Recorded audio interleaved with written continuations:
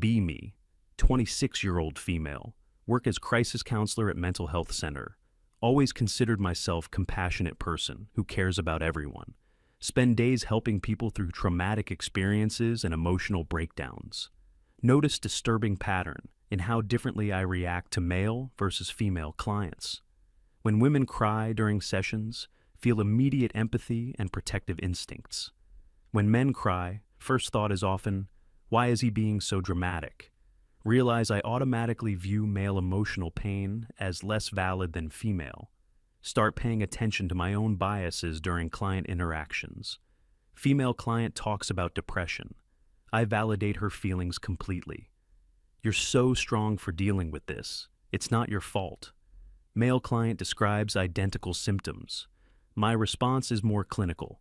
Have you tried exercise or changing your routine?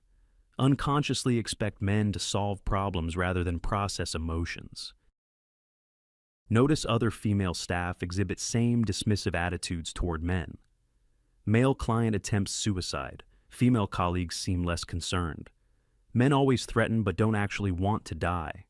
Meanwhile, female suicide attempt mobilizes entire crisis response team. Clear double standard in how seriously we take male versus female suffering. Attend staff meeting discussing client demographics and outcomes. Discover that male clients have significantly higher dropout rates. Assume it's because men are less committed to therapeutic process. Supervisor explains that male clients often report feeling judged. They say we don't take their problems as seriously as women's. Dismiss this feedback as typical male resistance to seeking help. Week later, overhear conversation between two female colleagues, discussing male client who lost custody of his children. Well, he probably did something to deserve it. Courts don't take kids away from good fathers. Automatically assuming man must be at fault without any evidence. Same women would never question female clients' version of custody dispute. Start documenting my reactions to different clients more carefully.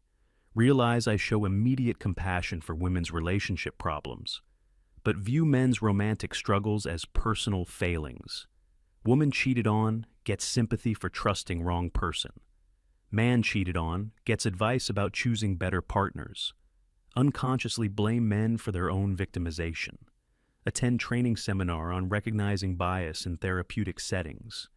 Instructor discusses racial and gender prejudices affecting treatment. Entire focus on bias against women and minorities. No mention of potential discrimination against male clients. Raise question about anti-male bias during discussion period. That's not really a significant issue in mental health settings. Room full of female therapists nods in agreement. Apparently, male suffering doesn't warrant examination or concern. Start paying attention to how women talk about men in private. Female friends constantly complaining about boyfriends and husbands. Men are such children, can't do anything right. Typical man only thinks about himself. Casual dehumanization disguised as harmless venting. Notice how women bond over shared contempt for male behavior. Watch female coworkers discuss male clients during breaks. Focus on men's shortcomings rather than underlying pain. He just needs to man up and deal with his problems. Why is he so sensitive about everything? Viewing male emotional needs as character defects rather than human experiences. Attend women's book club where discussion turns to relationships. Listen to women describe men like defective appliances. Mine doesn't communicate properly. I need to train him to do basic household tasks. Talking about human beings like pets that need behavioral modification. No consideration for men's perspectives or emotional experiences. Visit sister's house during family gathering. Hear female relatives gossip about male family members. Uncle going through depression after job loss becomes target. He should just get over it and find new work. Acting like victim instead of taking responsibility. Same women would organize support network for depressed female relative. Watch news coverage of workplace accident that killed 3 men. Story gets 30 seconds, focuses on company safety violations. Previous week's story about woman injured at work got 10 minutes. Detailed interviews with family, community support fundraisers. Clear message that male deaths matter less than female injuries. Attend dinner party where a conversation turns to military veterans. Women discuss PTSD and suicide rates with casual indifference. They knew what they were signing up for. Taxpayers shouldn't have to pay for their therapy. Same women support extensive funding for breast cancer research. Male suffering seen as acceptable cost of their social roles.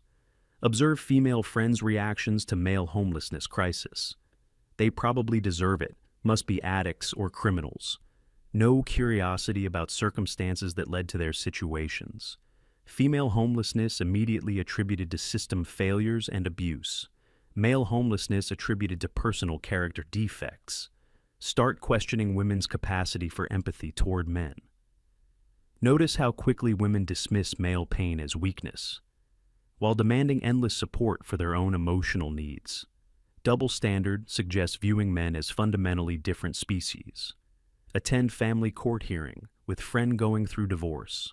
Watch female judge and lawyers treat father with obvious contempt. His emotional distress over losing access to children dismissed. Men always claim they care more about kids during divorce. Same officials show sympathy for mothers in identical situations. Father's tears seen as manipulation. Mother's tears seen as authentic.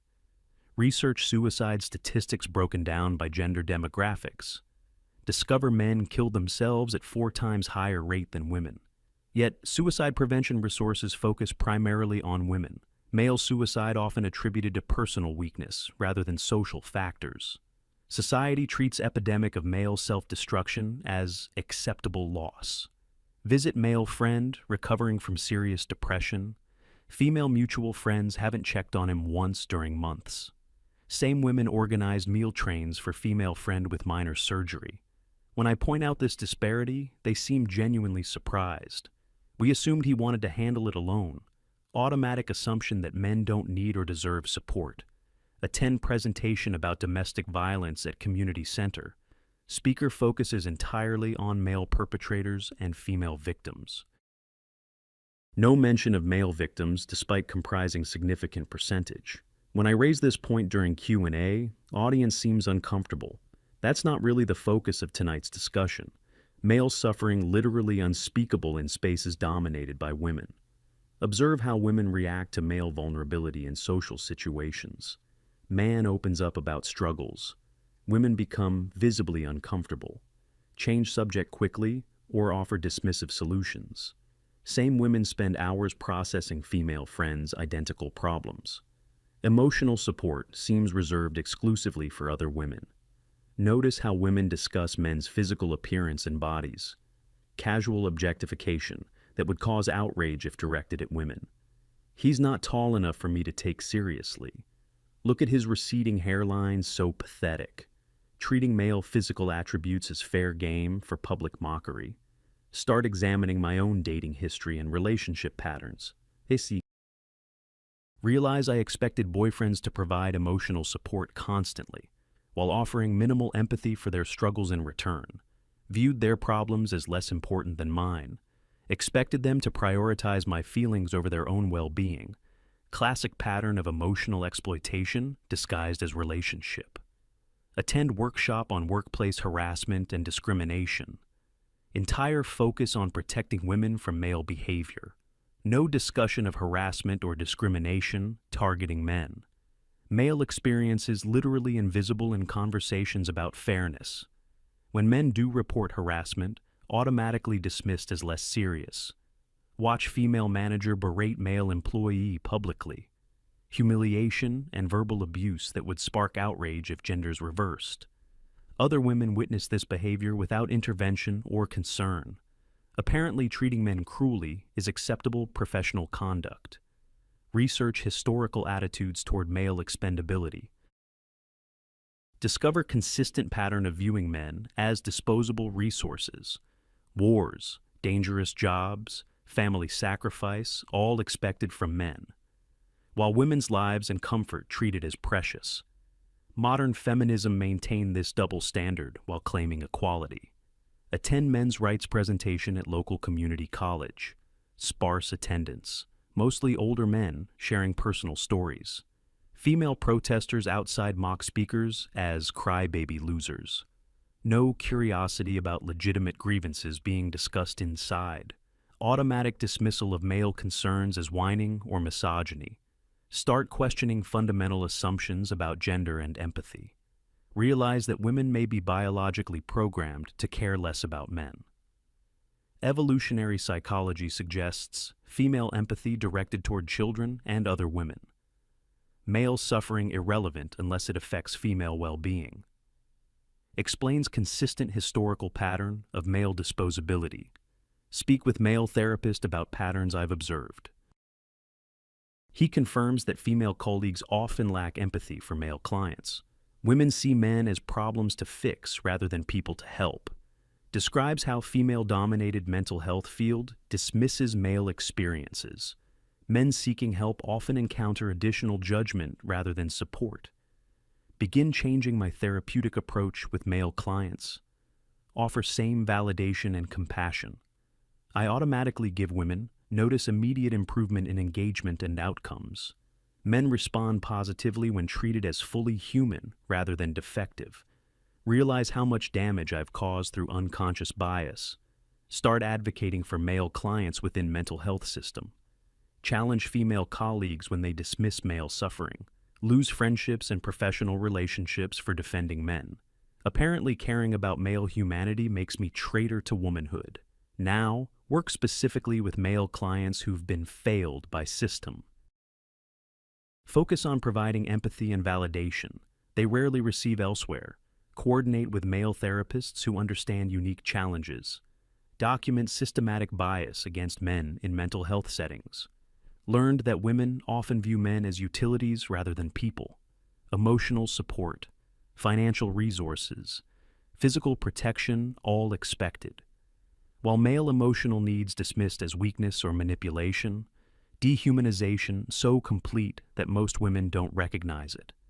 Men are human beings, deserving empathy and compassion. Not walking ATM machines or emotional support appliances. Recognizing male humanity requires confronting uncomfortable truths about how women actually treat the men in their lives.